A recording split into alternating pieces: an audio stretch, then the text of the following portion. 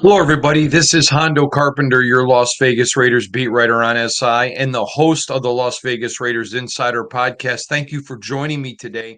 We got a lot of information to dig in. This is my first mock draft um, of the season, and I want to dig in today because It's not just a guess. I mean, it is a guessing game. Let's clearly delineate that, but it's based on things I'm hearing. So one of the things that I am being told is that if there is not a top tier quarterback for the Raiders at 6, one that they believe worthy of that pick, what would the Raiders do?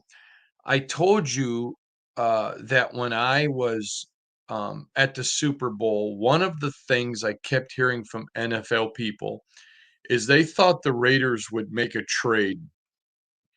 They would maybe go after a quarterback, not necessarily a free agent, but make a trade. I thought that was very fascinating that they had heard and felt like the Raiders were willing to look under each and every rock available to find a quarterback. Now, I have made it abundantly clear, and I'll stand by this. I expect a minimum of two new quarterbacks. I would not be shocked if there were three or even potentially four. Now, four would probably surprise me a little bit because that would probably jettison Aiden O'Connell, and I don't necessarily think that is where they're at. They certainly want Aiden to have to compete. They're not going to give him anything, which I don't think he wants anything given to him. But I would expect them to bring at least two, if not three quarterbacks in. Four would be a surprise. But that is in my scenario today. We are looking at the Raiders either acquiring a quarterback through free agency or a trade, but with them retaining the sixth overall pick. With that being said, I have the Raiders uh, going through a trade with the Dallas Cowboys and swapping 6 for 12. Now, I want you to follow with me for a moment because while clearly we know that mock drafts are not really guess, but they're estimates. I think I like that term much better than guessing. When you look at the draft order from 6 to 12, there are not teams in there that have a blaring need at running back. So, as I talk to people, I believe there is a very good chance if the Raiders were to swap with Dallas, that when the Raiders pick at 12, Ashton Jeanty, the running back from Boise State, will be there. Now, I'm going to make this super clear. I have no issue if the Raiders took him at 6 or at 12. I think 6, just because of the running back position, is a little bit high, but he's clearly the best one. It's him as 1 and Omarion Hampton at 2, and they're clearly 1 and 2. They are the elites. And then I think you can make some arguments. There's a lot of really good running backs in this class, but those two are elite running backs. Jeanty is uh, is a step above Omarion, and but yet if I was a Green Bay or a Buffalo, um, Cleveland, who's outdoors, I would go Omarion before I would go with Jeanty. But I still think Jeanty is an absolute elite running back who can do a lot with the football. This is a guy that can run it. He can block. He can catch. He is a very well-rounded running back, and he is an elite player. And then you've got him for 5 years on a rookie deal. So I think that the Raiders would nab him. Then coming up with the number 2 pick, uh, which would be their original 2, I have them stealing the interior offensive lineman from North Dakota State, Gray Zabel. Now, I talked with several people around the league, and Gray, as you know, was the best interior offensive lineman at the Senior Bowl. He was absolutely phenomenal. He wrecked it. This is a guy, can you imagine? You have Dylan Parham, and then you've got Gray Zabel. And then of course you've got, JPJ at center, or if they make the decision that, you know what, we're going to keep Andre James at center. He's healthy now. We keep JPJ uh, at guard, and then we'll bring Zabel in at guard. Maybe you move a Parham. I'm not suggesting that. I'm just throwing out the point is you don't let a Gray Zabel go at 37. You just don't. It's just not the way that the world works there. That would be a huge get, a guy that is absolutely, again, many believe the best interior offensive lineman. There are some guys from bigger schools with bigger names, but Gray Zabel would absolutely be a steal. And I think that while his grade would be higher than there, there are scenarios when I talked with NFL people that they could see this happening. Let me go back and put it to you this way. Going into the draft last year, there were 3 dudes. And many of you know I've defined it for you many times, but because we're growing so much, I'll give it to you for those that are new. A dude is an NFL term for a can't miss prospect in the NFL draft. Now, all of us thinking rationally would think the dudes would be the top picks. That's not accurate because there are a lot of teams that draft bad. There are teams that'll reach because they draft for need. And so let me give you an example of this. Last year, it was Joe Alt, Talise Fawaga, and Brock Bowers were the 3 dudes. Those were the 3 guys that while there was a lot of guys that they thought could become that, there were only 3 guys at the time of the draft that were universally accepted as dudes. And yet, look at Brock Bowers at 13. And all these teams that drafted poorly. So, again, do I think that Gray Zabel is a dude? No, but I think he's a great prospect who is going to really um, uh, flourish. I had 2 different scouts tell me that they saw a lot of Martin. Remember the great guard, obviously for the Dallas Cowboys in him. Just saw a lot of similarities, and so picking up Gray Zabel on your interior offensive line would be a steal at 37. And I fully am cognizant it would be a steal, but I think it's a steal that has a definite possibility. Next, my next pick is going to surprise a couple of you. It's a pick from Dallas in that trade at 42, and I have the Raiders taking Kenneth Grant of Michigan, the Wolverine. Now, anytime I ever have the Raiders taking a Michigan player, I always get people saying, well, that's because Hondo's from Michigan. He's a fan. I'm not a Wolverine. Don't ever make that mistake. I am a Spartan. Okay. Kenneth Graham is a heck of a defensive tackle. So you're just continuing to build. You never have enough. So picture this with the Raiders. You got Christian Wilkins, Adam Butler, if they re-sign him, which I think they must. Adam, those 2 as your starting tackles.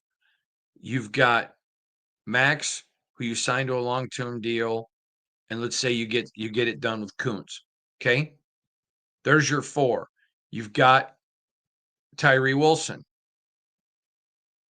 If you re-sign Caleb Von Chason, okay, but I think you can't let dominant defensive linemen go. Now there's going to be a lot of guys taken. So again, here there are some people that have him projected in the first round. That's where his grade is. But again, when I do my mocks, I send them to NF people and say, do you think this is a reasonable scenario? Here's what I'm thinking. And I think there is an absolute chance he drops to there because there's going to be a rush at a couple other positions, and there's going to be some bad drafting teams. Then you come into the 3rd round where the Raiders select a quarterback. Now, I want to put this to you in perspective. You may remember the other day, I did a podcast in which I talked about um, Will Howard, the quarterback at Ohio State. And I talked about several scouts said you have to look at what he did under Chip Kelly, but you can't forget what he did prior to Chip Kelly. And I had one NFL general manager tell me this. This is why I have them taking Will Howard here. He said to me, I have a 5th round grade on Will Howard because I'm nervous about the pre-Chip era. He said, but if Chip was my OC and he told me, don't worry about the pre-me era, look at what he did last year, that's our guy. He said, I would easily take him in the 3rd. Now, I alluded to this in my podcast. I think it was yesterday. I alluded to that. And so I'm assuming, and I know that Will Howard has a terrific relationship with Chip. I know that based on people at Ohio State, they told me that Chip very much liked him and loved that he took his coaching. If Chip Kelly were to sign off on it, the Raiders go get either a trade or a free agent quarterback. Then the Raiders come in and select a Will Howard. Now you've got a new quarterback through free agency or the trade. You've got a rookie to develop, and you have Aiden O'Connell. And oh, by the way, there's still some undrafted free agents that are very interested in this group of quarterbacks.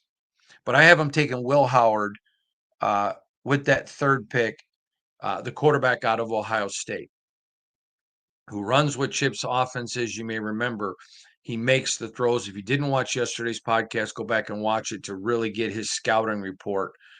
But man, he can do a lot, and he looks the part of an NFL player. He's got the ability to run, but yet he doesn't take off too quickly. He'll stay in that pocket. There's a lot of good things about Will Howard to really like a lot. The Raiders would get him a little bit higher, but like again, one GM said, I wouldn't take him there. But if Chip was my OC, I would, because you trust Chip. Now, in the 4th round, I've got the Raiders making a pick here of a guy I really like. Now, I'm looking forward to talking to this guy next week. But Fentrell Cypress II, he's a cornerback out of Florida State who's an absolute playmaker. This guy is an absolute playmaker. Now, later today, I'm going to have an article come out about all 5 of these guys with their scouting reports so you can get a lot of information on him. But this is a guy that knows how to get the football. He just seems to be around the football. Now, he also brings something that Patrick Graham loves. He is absolutely fearless in the run game. How many corners do you see in the National Football League that hate contact? You may remember Deion Sanders. I mean, the greatest ever hated contact. Hated it. But he was such a good shutdown corner, it didn't matter. This guy's a ball hawk. He's always around the football. Now, and you can go read all of his when my article goes up later today about his strengths and weaknesses, the scouting report. But when you look at him, when you study Fentrell's tape, and I have, when you look at his tape, he is susceptible to keeping his eyes in the backfield, meaning looking to come up. But that's coaching. I'd rather have a corner that loves physical contact and is willing to go up and just bam. You see a little bit of Jacorian in him, which I like because you guys know I'm big on Jacorian Bennett. But there's also just some other things of his own. I think this would be a steal in the 4th round. And I really like this kid. And then the last pick I have the Raiders making is a guy named Jared Wilson, the offensive lineman out of Georgia. Again, another powerful offensive lineman, another big time pickup, and right at the point of attack. And the Raiders have got to get better at the point of attack. When you look at this offense, if you add Genty, there's a ton of weapons. If you go get a quarterback, this is an offense with a ton of weapons. You have a defense that lost a lot of guys to injury that'll be back. So you get a chance to go add 2 premier offensive linemen. And I'm going to tell you this, don't be with Wilson. A lot of people, you know, talk about uh, well, he's a fifth rounder. Okay, I want to read you something. I should, to be very frank with you, I should have had it ready. I apologize about this. Um, that I didn't. But I got a text here from an NFL executive. And this is what he said to me. I got this text. I apologize. I don't see the date. I got this text on February 13th. This is what he said. Hondo, keep your eyes on these three linemen from Georgia. Jared Wilson, Tate Ratledge, and Dylan Fairchild. These are guys I expect to be able to start immediately and will have long careers. Great, great players. Okay. I think the Raiders pick up Jared Wilson out of Georgia. Out of Georgia in the 5th round. Bam. Now you've added 2 high-end offensive linemen. Big time studs. So you got 2 big offensive linemen that are studs. You get a quarterback that already knows your system, understands your OC, so that's ahead of the learning curve. You get an elite running back, an absolute elite running back. You add a terrific corner, playmaker, and then you literally get a guy on the defensive line that's a monster. That's a great 5-round mock draft. And it's one that certainly is rooted in feasibility. It's certainly based, it's got roots in reality. Okay, I got 2 other things I want to address. Number 1, it's been interesting to me, and I'm going to get to talk to a lot more guys at the combine, but it's been very, very interesting to me in discussion and in conversation with NFL people.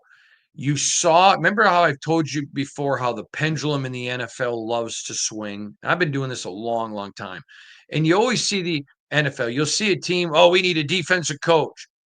So they go get a defensive coach. And when they fire him, they're like, oh, he was terrible. We got to go offense. So they swing all the way to offense. The pendulum swings. There has been a significant devaluing of the running back position. We saw it last year, Josh Jacobs, Saquon Barkley, several others. Because of the performance of Saquon and even Josh for that matter, and some other guys, I think the value in running back is beginning to move again. So if you go get Genty and if you go look at Pete Carroll, everyone talks about Pete Carroll's quarterbacks, and that's fair. And I'm not saying they're wrong for doing that. But I'll tell you what gets overlooked are his running backs and the key to the cog that they are in his offense. Now, we know that Chip's going to be running the offense, but Pete's still going to be the head coach, telling what he's looking for. And to get a Genty, you walk away from this draft with a Genty in that draft right there. That's an A right there. An absolute. You have literally just drafted 5 starters. At some point, if you go trade and sign a free agent, I'm not expecting Will Howard to start next year. Do I think you look at the corner and you let him grow into position? Sure, that's a possibility, but I wouldn't be shocked if he were to start next year. But every one of the rest of them, plug and play guys. And obviously, you don't need the defensive tackle to start right away if you've got Butler and Wilkins, but he's that caliber. And I think the Raiders would absolutely put themselves in a terrific position. Lastly, I just want to address, I didn't say anything yesterday, but I'm going to say something today about Chip Kelly. I'm thinking about Chip. Chip, I want to talk up to you about Champ Kelly. Um, and I've had some people asking me, do you think the Raiders did him wrong? And I want to make this clear. In the interest of full disclosure, Champ and I are really good friends. And I love Champ personally and have a ton of respect for Champ. But no, I don't think the Raiders did him wrong. And I want to explain where I'm going with this. There are 32 GM jobs in the National Football League, just like there are 32 head coaches. And when a coach gets a job, the NFL stands for not for long. So you have to bring in the guys of which you're comfortable with and the guys that know your system. So you're not trying to get ramped up because now guys are getting fired before a year is even over. I want to tell you this. I don't in any way believe that John Spytek was disrespectful to Champ. I believe he was open with Champ, that this isn't personal. I want to be able to, and I've got to bring in the guys I know and to do what I want. And am I disappointed that Champ Kelly is not with the Raiders? Yes, I am, because I like him. I respect him. And I think it's important that you want good people in your organization. But that being said, I think John Spytek's a really good guy. And I don't think he's going to bring in bad guys. So I don't think he did anything wrong. I'm disappointed for Champ just because I know how much his family and he loved living in Vegas. But he's going to get a job, no problem. And I don't think there's any fans. Oh, no. I don't think there was anybody done dirty. I think if you were to ask Champ Kelly tomorrow, you disappointed? I think he would tell you yes. If you were to say to him, "Do you think John Spytek did you dirty and they had an agenda against you?" He would look at you and say, "Stop. This is the NFL." And guess what? If Champ were to have gotten a general manager job at another place, let's say that he had gotten the Jacksonville Jaguar job. If Champ had gotten that job, there's going to be good people in Jacksonville that he would let go because there's only 32 of them and he's got his shot. He's got to make it happen. He's going to bring in people that he knows and he's comfortable with. So I just think that there needs to be a little bit of balance and looking at it and a little bit of an approach from reality to understand. Champ is going to be fine. He's very respected around the National Football League. He's a great football mind. Doesn't hurt our friendship. We're going to be friends wherever he coaches at. It actually, well, I'll just leave it there. It's not going to hurt us, but the point is, I don't think I think this is John Spytek saying, listen, I finally got my shot. I got to bring in the people that know me, know what I want, because I got to hit the ground running because the last guy was only here a year. And the guy before him was only here a year and a half. I can't have any mistakes. I respect John Spytek for that. I'll have a lot more to say on this later, after the combine and probably after the draft. But I am going to come back to this and revisit it and share a little bit more detail, and that I think will put it more into perspective. So there you go. That's my first 5-round mock draft, and appreciate all of you, and I'm grateful for you. Have a wonderful day. We'll see you tomorrow. Thanks for joining me again today, everybody. God bless you.